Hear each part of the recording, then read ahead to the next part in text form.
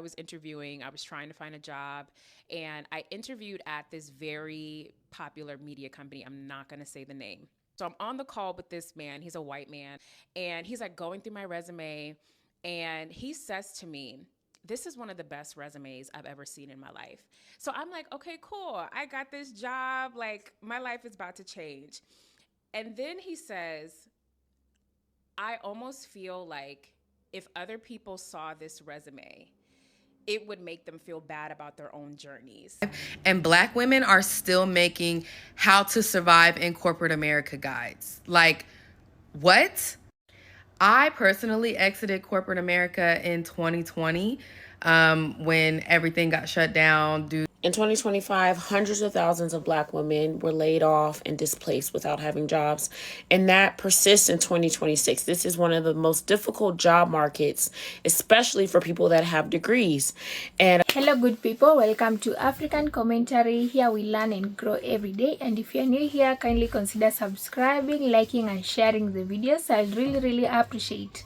So in today's video, I'm going to talk about Black women in corporate America. Yeah, this is something that we need to talk about. How are Black women treated in corporate America?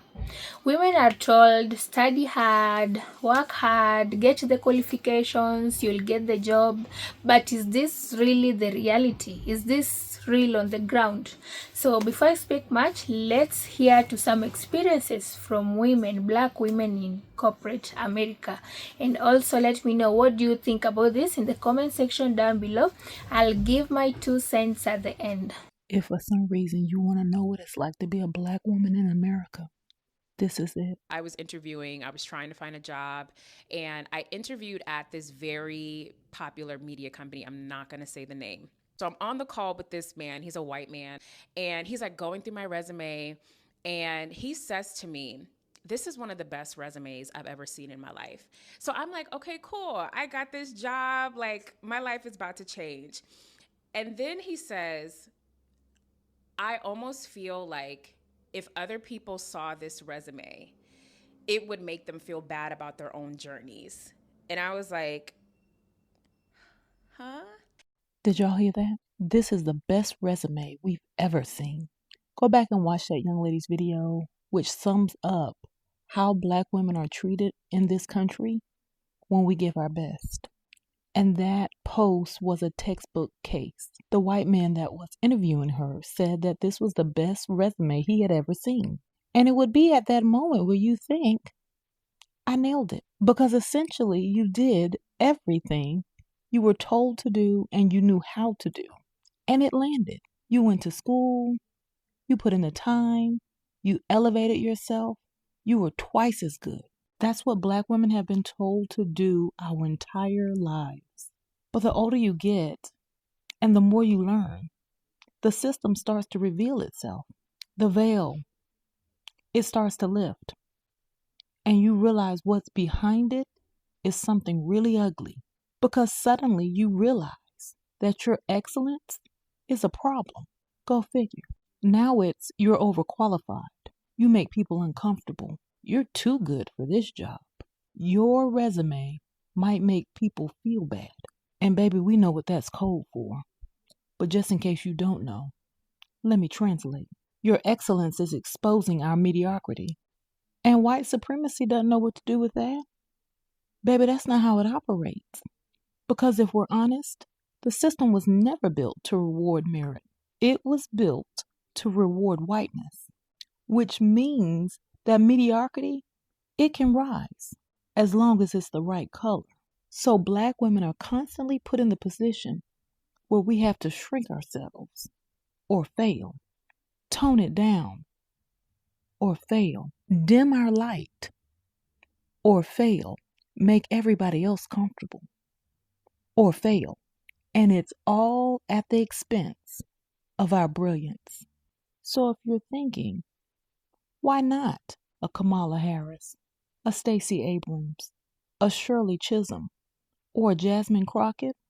That's why Massage Noir's goal is to destroy Black women. And that right there, that's what it's like to be a Black woman in America. All right, good people. Drink your water. Stay rooted, real, and knowledgeable. And mind your Black business. Happy Black History 365. And I'll see you next time. Why are Black women always expected to save the day and still prove we deserve to be there? There is a pattern in American public life that people keep pretending not to see. Black women show up, do the work, fix the problem, and then we are still asked to prove we belong. You see it with Jasmine Crockett. We all saw it with Stacey Abrams and Kamala Harris. Different roles, same expectation. Be twice as prepared, twice as articulate, twice as accomplished, and somehow it is still not enough. Meanwhile, people with half the qualifications walk into the same rooms already assumed to belong. That is the double standard. Black women are often positioned as the closers. When systems are failing, suddenly everyone expects Black women to organize, mobilize, and carry the movement.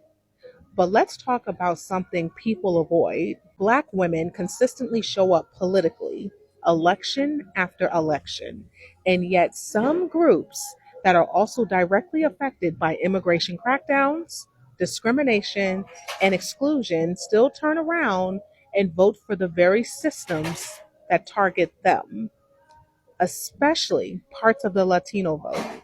So, this country has shown many communities more than once that they are not always welcomed here. Policies, rhetoric, deportations, restrictions, and yet the political choices sometimes still reinforce those same systems. So, the question becomes this: why are Black women expected to save the system for everyone? That expectation is not leadership, it is exhaustion. Black women have been the backbone of movements, campaigns, and institutions for generations. But backbone does not mean bottomless energy. Rest is not abandonment, rest is strategy. Sometimes the most powerful thing Black women can do is step back, rest, and let the people who benefit from the system carry the responsibility of protecting it. Because saving the day was never supposed to be our permanent assignment. And Black women are still making how to survive in corporate America guides. Like, what? I personally exited corporate America in 2020 when everything got shut down due to the global pandemic.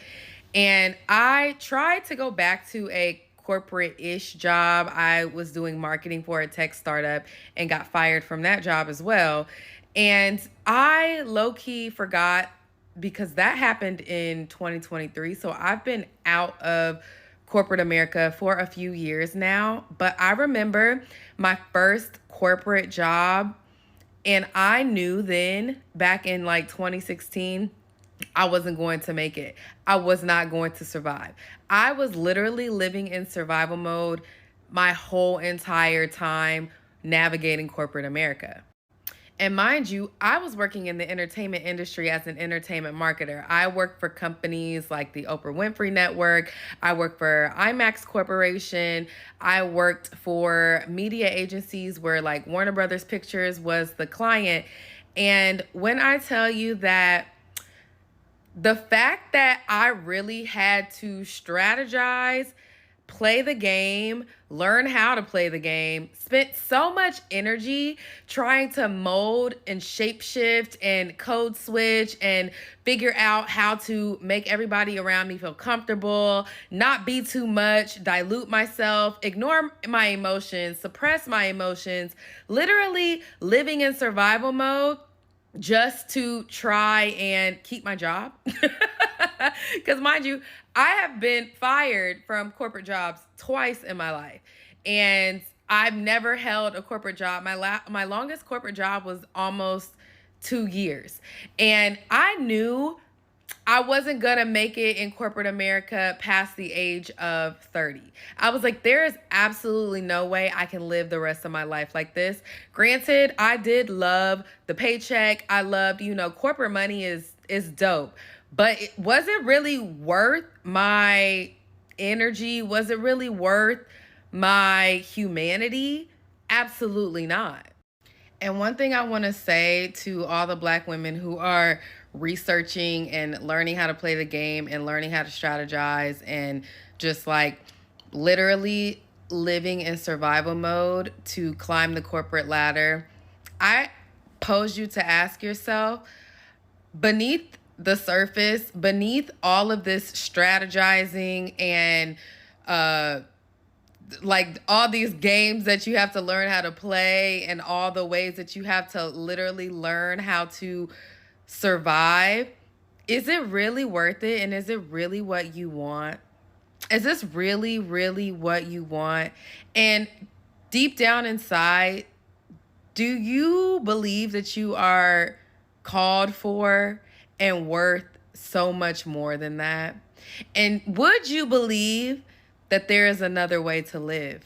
That there is another way where you get to know your worth, where you get to be authentic, where you don't have to spend so much energy trying to navigate spaces that were never welcoming you, never built for you, never literally designed and wanted you there in the first place?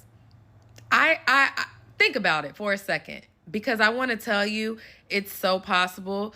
There is a way. And if you want to know more, let's talk about it. One of the hardest parts for me when I worked in corporate America as a Black woman was never getting the same benefit of the doubt that everyone else got. And what I mean by benefit of the doubt is, you know, so-and-so comes to work and they're like grumpy or not in the best mood and everyone's like, oh well.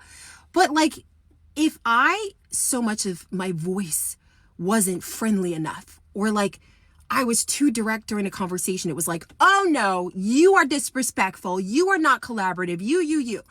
I remember specifically, there was a time where I was working at this agency. This is not current. This was an agency I had been working at previously.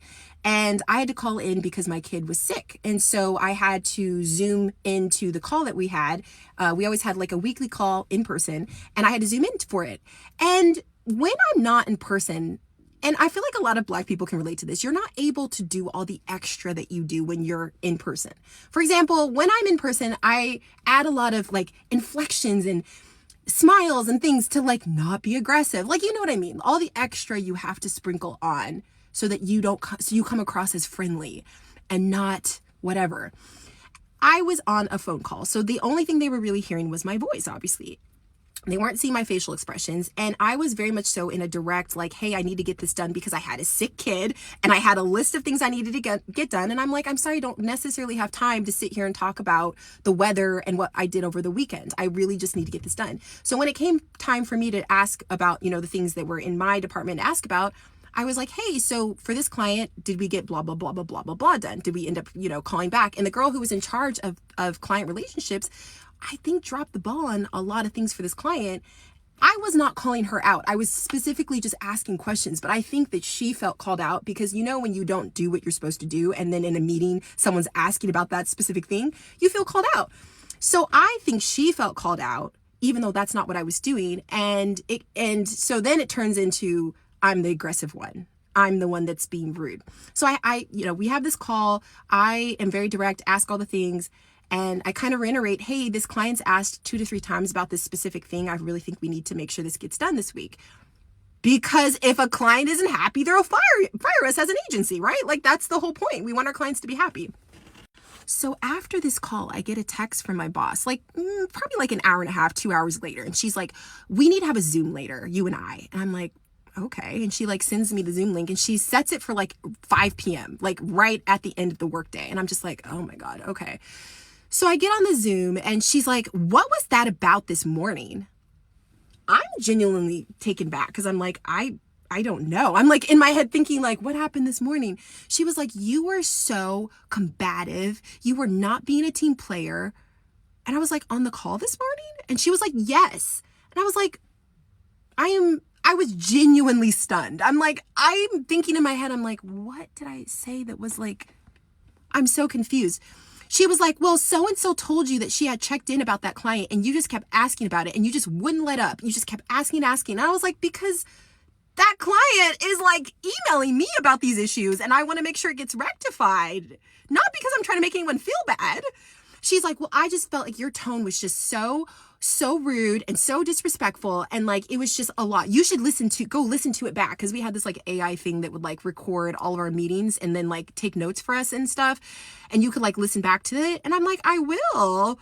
But I was stunned. And it was all because I'm never given the benefit of the doubt. I was the only Black person in that office, and I was never, ever, ever given the same benefit of the doubt that they would give other people. I remember there was one girl at this exact office who would come to work with a stank face every single day. She would be in the worst mood. She would frown. She would glare. She would interrupt people. She was so rude to everyone in that office. I remember standing up for other people, being like, that's not okay. She was so rude. And did anyone ever say anything to her about it? Never. Absolutely not. Very rarely, ever. She came in acting any kind of way, but like I was the one getting reprimanded.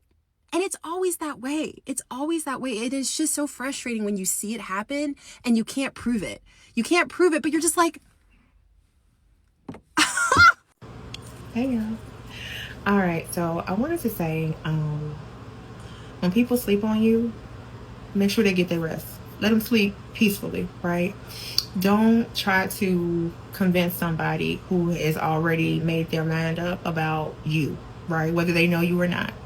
I have been going through just a lot of stress and challenges with my current role. And it's not because the work is particularly challenging, because it's not. I can do it with my eyes closed or blindfold or my hands tied behind my back. However, the teams that I had to work with made it so. I work in a multinational corporation, and what's common to a lot of the regions, a lot of the folks that I work with, is that they don't appreciate taking direction from a Black woman. And so I had just been fighting. Like, I put on armor every day when I'm logging into these meetings, when I'm, sitting in these boardrooms. But I thought about something. Like, that's why there's so much stress, because I'm trying to convince someone who has already made up their mind about me, regardless of my role, regardless, of my accolades, my background. Yeah, I still have colleagues who look at my LinkedIn every single week, just wondering, like, how did this even happen? How is she here? All that good stuff. I just wanted to tell you, be true to yourself and never confuse who you know you are with who they think you are not. Okay? All right, y'all. Bye. Corporate America does not tell Black women this, but most of your job is going to be managing perception and not performance. Like, you can have your shit together, you can be overqualified for the position, all that, but you're still gonna feel like you gotta prove yourself no matter what. And once I realized that, I just stopped taking shit personal that was never meant to be personal. In 2025, hundreds of thousands of Black women were laid off and displaced without having jobs. And that persists in 2026. This is one of the most difficult job markets, especially for people that have degrees. And a couple of weeks ago, a friend asked me, is it better for you to just have your own job? I think it's something great about you knowing that at the end of the day, you have something that you can own.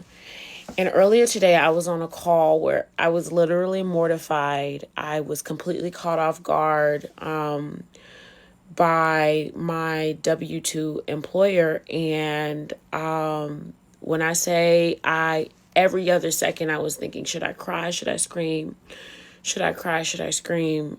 And I just sat there and I accepted the treatment, had to put my big girl panties on and accept the fact that as an employee, you have to take leadership and direction, and you can't take it personally because you're there to fulfill a job, fulfill a task. You're a number in a spot required to fulfill something.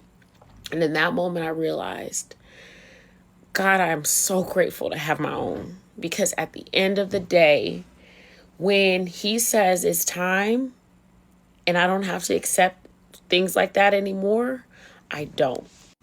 My name is Monty. I own 2 six-figure salons. They both specialize in waxing and sugaring, and I've been owning those businesses for 11 years. I teach beauty and spa professionals how to grow and scale their 6-figure salons, and I'm franchising this year. This is your gentle reminder that you don't have to keep on going how it is, and that regardless of how they treat you, you are more than enough and you are good enough. One thing I have come to realize is that it's not easy being a black woman in wherever place you are on earth. The fact that you're a woman, you need to fight hard, which is not supposed to be that way, you know. Women are soft beings. We are people who deserve to be in our feminine, can I say, position, but the world just makes it hard for us to be soft. You need to be tough, you need to be resilient, you just need to be a bit masculine for you to survive. But if you're that kind of a woman who is soft, the world will be cruel to you. And so in today's video, I'm speaking about black women in corporate America. Black women in America are one of the most educated groups of people. You know, they work hard because even the society puts the pressure on them. Work hard, get the qualifications, you know you're not a man, you need to fight for you need to work hard, get the qualifications, and you will get the job. That's what women are told. Black women are highly educated but underrepresented in workplaces or in work positions. As you have heard from those experiences of those women, someone is educated, someone has all the qualifications.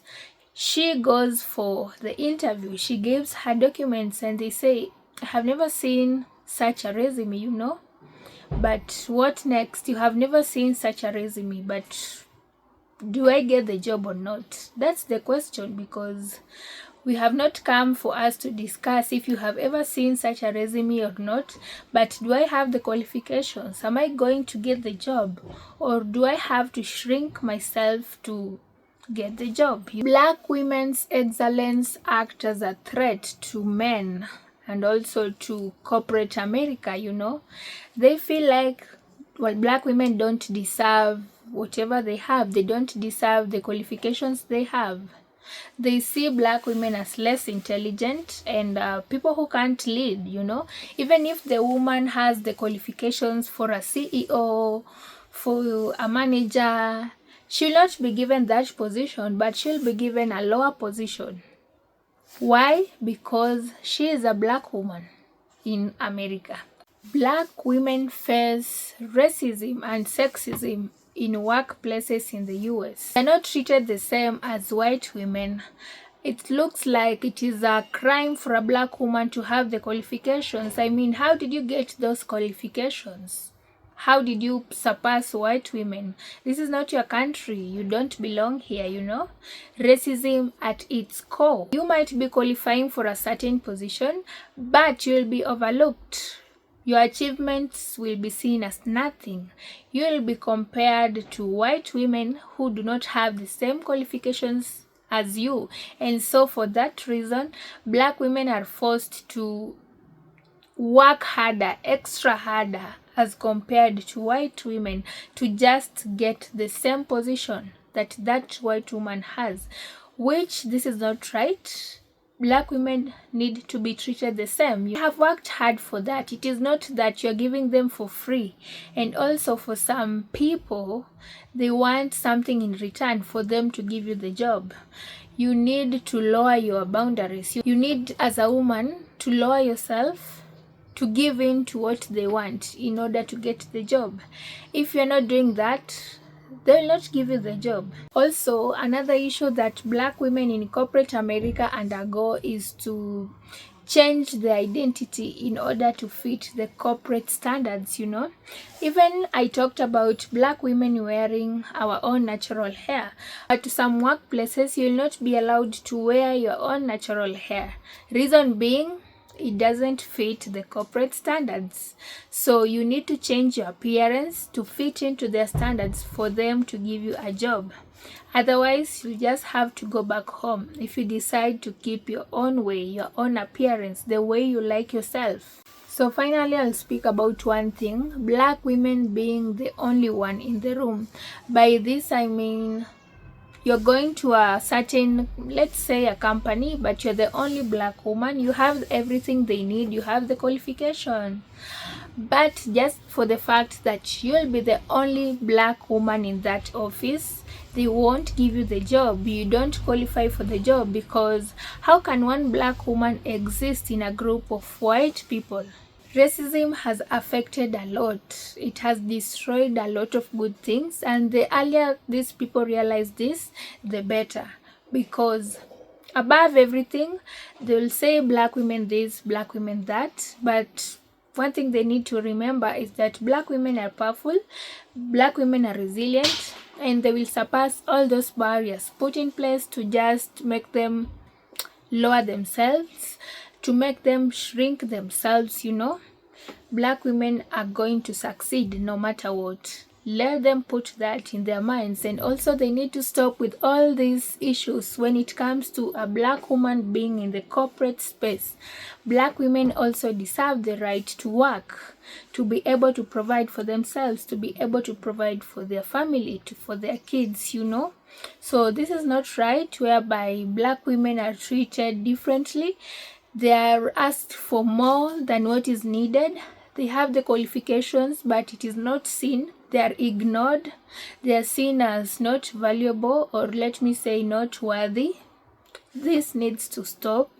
This is a generation of people who are learned, people who should have respect for both genders, both men, both women. Let's not look down upon each other. Let people thrive, let people succeed, and even this will make the world a better place.